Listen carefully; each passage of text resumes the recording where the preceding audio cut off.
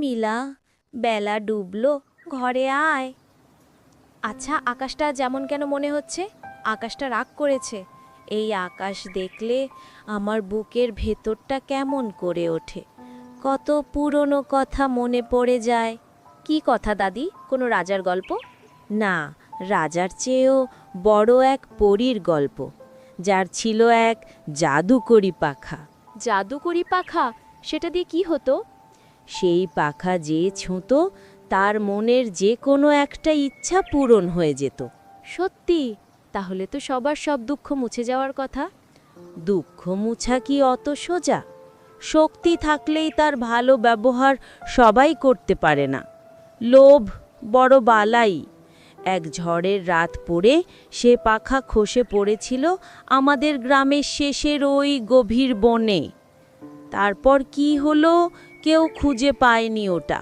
অনেকেই চেষ্টা করেছিল, কত রাজা, কত সওদাগর, কিন্তু ওই বন সাধারণ বন নয়। ওখানে ঢুকলে নাকি দিক ভুল হয়ে যায়। যারা লোভে পড়ে পাখার খোঁজে গিয়েছিল তাদের আর কোনো খোঁজ মেলেনি। তাহলে পাখা এখনো ওখানেই আছে? কে জানে, হয়তো আছে, নয়তো মাটির সাথেই মিশে গেছে। তবে আমার দাদির কাছে শুনেছিলাম ওই পাখা কেবল তাকেই দেখা দেয় যার মন কাঁচের মতো স্বচ্ছ আর ইচ্ছাটা নিঃস্বার্থ। আমার যদি এমন একটা পাখা থাকতো, আমি চাইতাম যেন আমাদের শুকনো জমিতে বৃষ্টি নামে, বাবার কষ্টটা একটু কমতো। মনের ইচ্ছা মনেই রাখ, ওসব ভাবটা ভালো না। যা এখন হাত মুখ ধুয়ে আয় দেখি, খেতে দেব। আচ্ছা দাদি।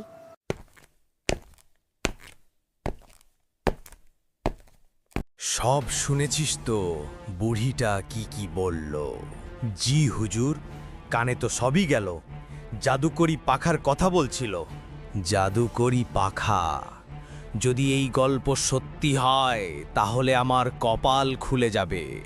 এই পুরো গ্রাম, আশেপাশের সব জমি আমার হবে। আমি যা চাইব তাই হবে। রাজা হব আমি। কিন্তু হুজুর, সবাই যে বলে ওই বনে যে যায় সে আর ফেরে না, ভূত প্রেতের আছড় আছে। ধুর বোকা, ওগুলো হলো গল্প, যাতে তোর মতো সাধারণ মানুষ ভয় পেয়ে ওদিকে না যায়। আসল জিনিস হলো সাহস আর বুদ্ধি। আমার কাছে দুটোই আছে। তাহলে এখন আমাদের কি করণীয় হুজুর? ওই মিলা নামের মেয়েটার ওপর কড়া নজর রাখবি। ওর দাদি যখন এত কিছু জানে, তখন মেয়েটা ওই পাখার জন্য লোভ করবে। ও যদি পাখার খোঁজে বেরোয়, আমরা ওর পিছু নেব। ও আমাদের জন্য পথ পরিষ্কার করবে। আর যদি না যায়, ও যেতে বাধ্য হবে। গ্রামের সবার খাজনা আরও বাড়িয়ে দেব। মানুষের পেটে যখন টান পড়বে, তখন জাদুর আশায় এমনিতেই ছুটবে। এখন যা, আমার অনেক কিছু ভাবার আছে। জয়নাল চাচা ঘরে আছেন? আমি মিলা। আয় মা, আয়, ভেতরে আয়। কি মনে করে এই বুড়োর কাছে এলি? তোর মুখটা এমন শুকনো কেন? চাচা, আপনাকে একটা কথা জিজ্ঞেস করতে এসেছিলাম। আপনি তো এই গ্রামের সবকিছু জানেন। বল মা, সংকোচ করিস না, আমার কাছে লোকানোর কিছু নেই। আপনি কি পরীর সেই জাদুকরি পাখার গল্পটা বিশ্বাস করেন? বিশ্বাস অবিশ্বাসের ঊর্ধ্বে কিছু জিনিস থাকে মা, কিন্তু হঠাৎ এ কথা কেন? দাদির কাছে গল্পটা শুনেছি। আমি ভাবছিলাম যদি পাখাটা খুঁজে পাওয়া যেত তাহলে আমাদের গ্রামের কত উপকার হতো। পানির কষ্ট, ফসলের অভাব সব দূর হয়ে যেত। বশির চাচার অত্যাচারও হয়তো কমতো। তোর ইচ্ছাটা মহৎ মা, কিন্তু পথটা কাটায় ভরা। ওই পাখা শুধু ইচ্ছে পূরণ করে না, মানুষের মনকেও পরীক্ষা করে। যার মনে সামান্য লোভ থাকে তার সর্বনাশ ডেকে আনে। আমার নিজের জন্য কোনো লোভ নেই চাচা। আমি শুধু গ্রামের সবার মুখের হাসিটা ফিরে পেতে চাই। আমি জানি মা, তোর মনটা পরিষ্কার, কিন্তু বশিরের মতো মানুষও তো গ্রামে আছে। যদি পাখাটা ওর হাতে পড়ে তাহলে কি হবে একবার ভেবে দেখেছিস? গোটা গ্রাম শ্মশান হয়ে যাবে। আমি ওকে নিতে দেব না, কিন্তু আমি তো পথই চিনি না। কিভাবে খুঁজব? কোথায় যাব? পথের কথা কেউ জানে না, তবে একটা কথা প্রচলিত আছে।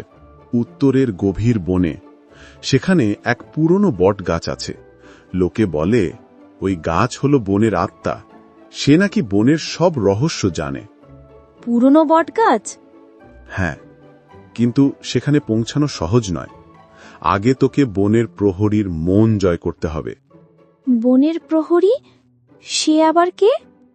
কেউ বলে সে এক জ্ঞানী প্যাঁচা, কেউ বলে সে এক অদৃশ্য শক্তি। আমি শুধু জানি, সৎ উদ্দেশ্যে আর অসীম সাহস ছাড়া তার সামনে দাঁড়ানো যায় না। তুই কি সত্যিই যেতে চাস, সব জেনে শুনেও? হ্যাঁ চাচা, আমি চেষ্টা করে দেখতে চাই। তাহলে যা মা, আমার দোয়া তোর সাথে রইল। কিন্তু খুব সাবধানে থাকিস, আর মনে রাখিস, সবচেয়ে বড় জাদু হলো সাহস আর দয়া।